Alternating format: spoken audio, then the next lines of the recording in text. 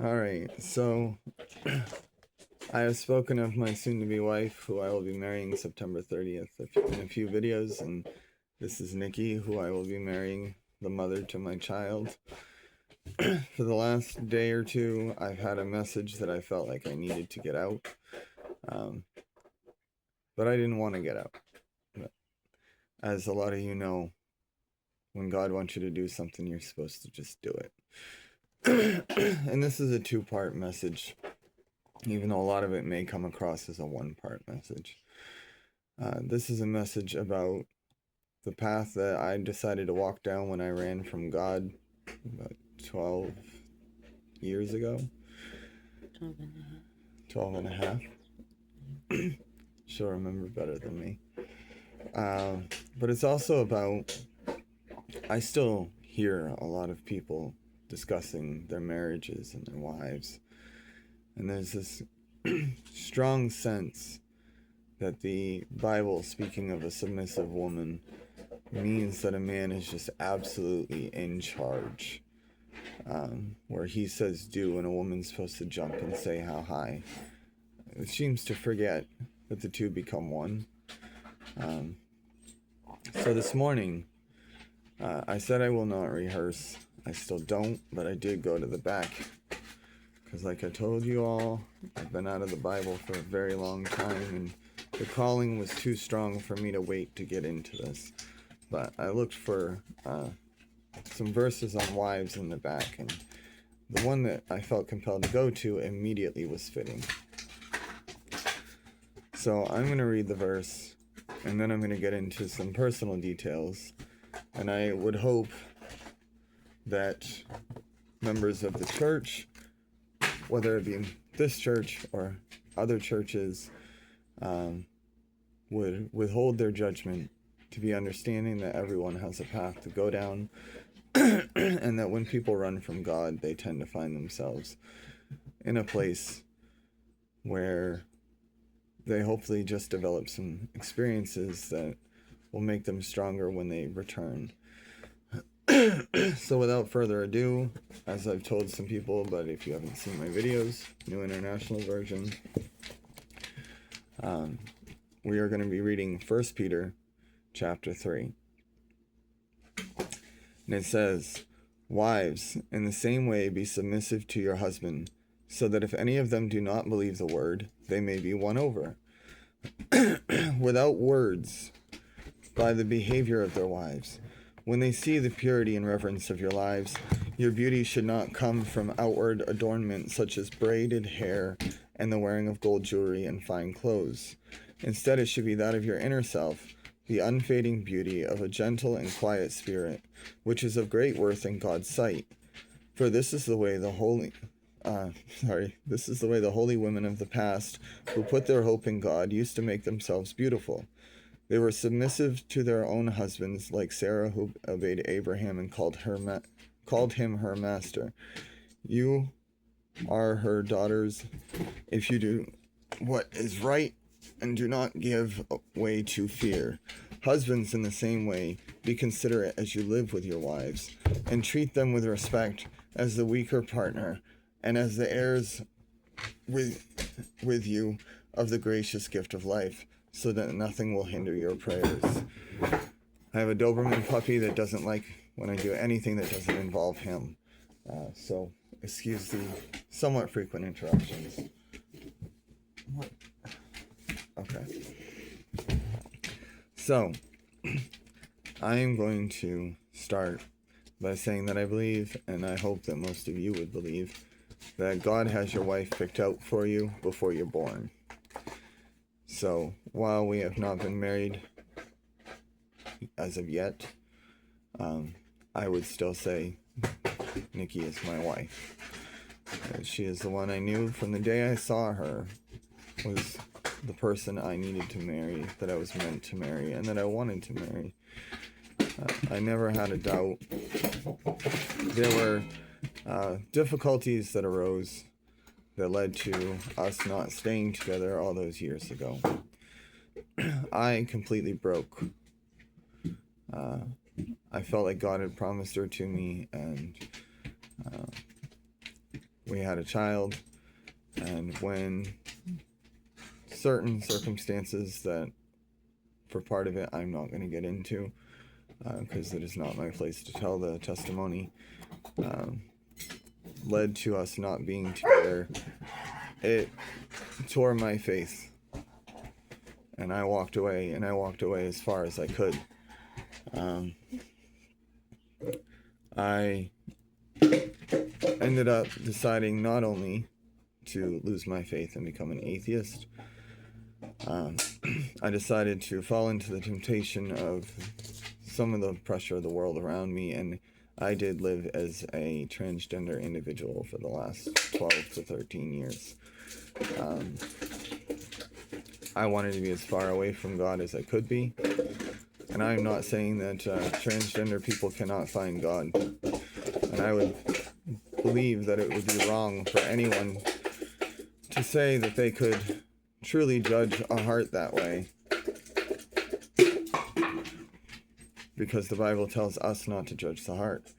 However, that was not the path I was meant to be on, and as things improved for Nikki, she continued to pray for me. She continued to respect me as a person. She was doing all she could not to mistreat me in any way. Hold on. She continued to, while obviously not wanting to be with me, she continued to give me looks that gave me a sign that there might still be something there. And I continued to have the same feelings for her. I just buried them very deeply because I knew that I wasn't ready to try to come back to God, and I was afraid to come back to God. I was afraid of the judgment that I would receive from all sides of people. That's enough hydro.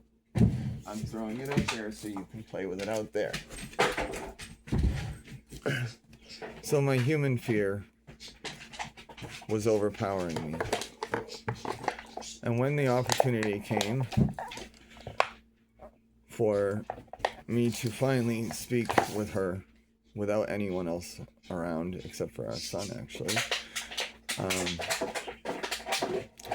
I confessed my inner feelings about not liking the life I was living and how I felt about her. And it was because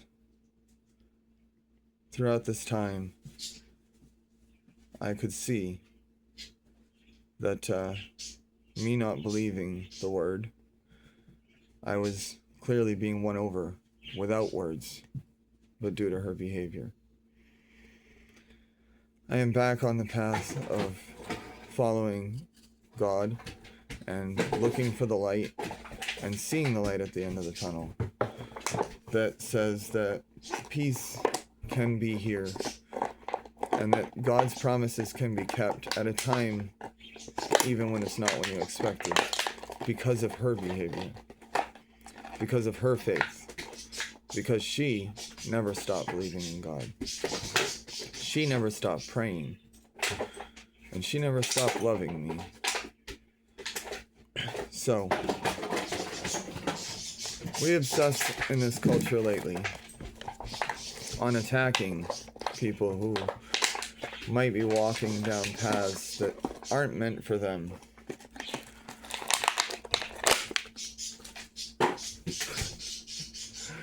And, sorry, this dog is ridiculous.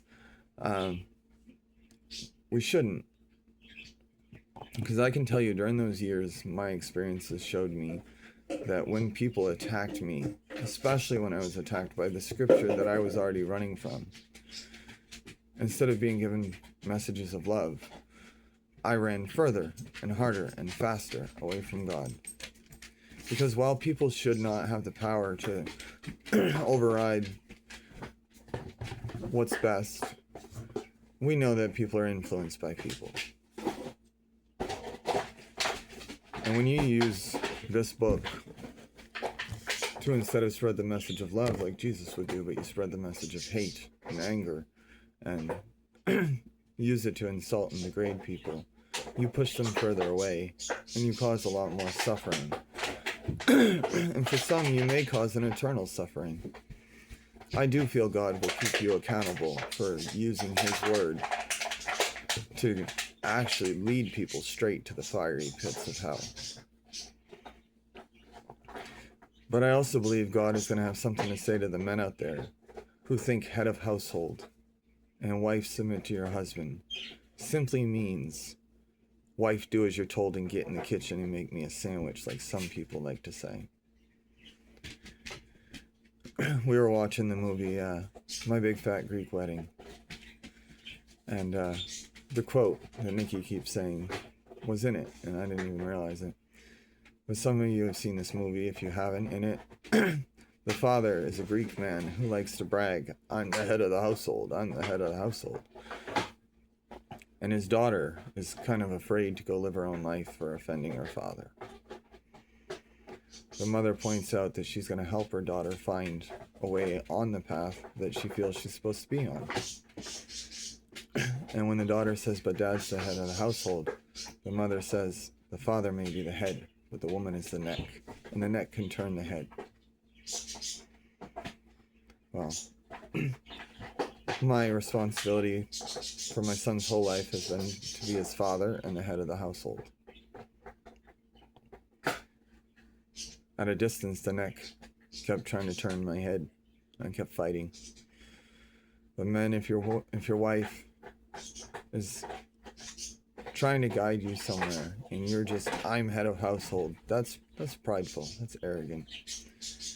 If any part of you feels like the thing your wife is saying could be accurate, you should listen to her, because you could save a lot of turmoil, a lot of stress, a lot of anxiety for everybody.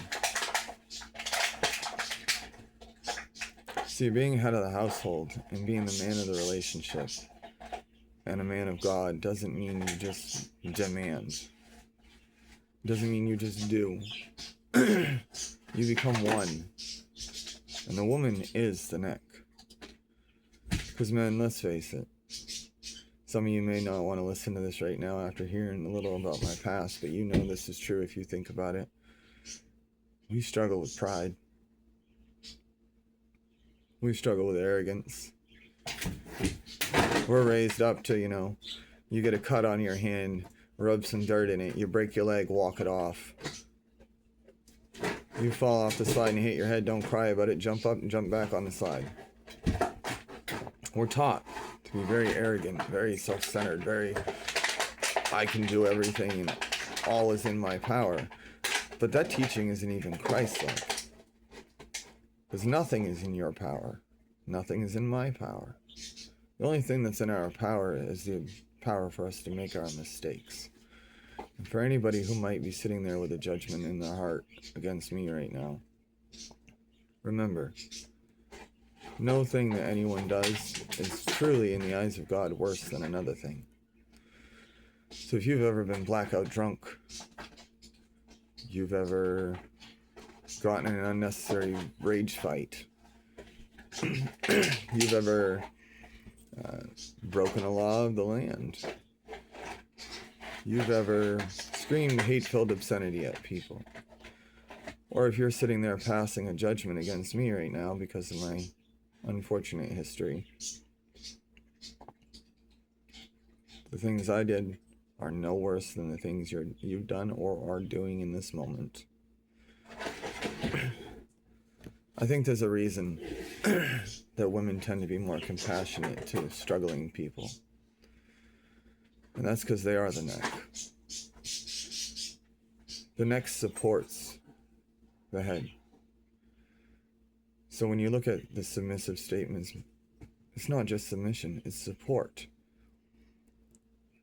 And if you're not going to let your wife support you, then you're kind of acting like you think you can do it all alone. Because God put her there for a reason. There's a reason the day I saw Nikki step out on that porch, the sun shifted just right to beam rays of sunlight right at her and made her look like an angel. There's a reason that I felt in every ounce of my mind and heart and soul that she would be mine one day, that I would marry her. And through what, as Pastor Brandon at a church we went to said, there's a reason what would seem impossible for man was possible for God. We have a million reasons not to be together. But somehow, through those million reasons, God is keeping his promise because he gave us 1,000,001 to go forward and get married. Because the way I look at it, true love that's been gifted by God is 1,000,001 reasons.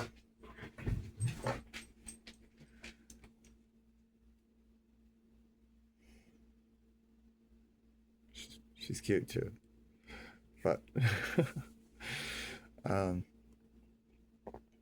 I know because of this suffering I've gone through and the things I've done. And she knows because of some of the things she has done, that we know how to support each other through pretty much anything now. It's almost like this was a very long Job-like test that I failed. But God still decided to keep his promise in the end. But we can go into this with no doubt that there's nothing we can't work together through, nothing we can't support each other through. And a lot of people don't get that promise before the wedding day. A lot of people have to spend the rest of their life trying to find out if that promise is real. But God gave us an opportunity through my weak, arrogant pride to see it beforehand. I go into this with no doubt. We have concerns. We are only human. But I have no doubt she will always be the neck, helping to turn me away from the things that I might be stupid towards. So men, if you're one of those guys who likes to take the Bible and try to shout about how your wife has to do what she's told, she has to obey you, she has to do everything you say, think about this message, pray about it. If you start to realize that maybe the submissive isn't so much she's supposed to just be an obedient little servant, maybe you realize that submissive is the brain that's in the head has to send the signal to the neck, so the neck has an idea what to do, and that's how you work together. Then maybe you need to change your ways. And maybe you need to apologize to your wife for being a dominating, controlling force, instead of a signal that lets her know how she can best help you. Because that is exactly how it works. Your neck doesn't just turn itself. The head has to tell the neck, hey, this is what I need to do. And then your neck responds accordingly to guide the head where it's supposed to go. Become one with your wife. You're not above her, other than the fact that she is supporting you. When you stand on the roof, you are above your house, but you better hope those rafters hold on. When you climb a ladder, you're above the lower step, but you better hope the steps you're on don't break. Being above does not mean being in control of. Love your wives. Love your families. And remember, guys, we all make mistakes. And we can be pretty ruthless towards ourselves and others for our own and others' mistakes. But that doesn't show the love of Christ the way that a good woman will always show the love of Christ. God bless.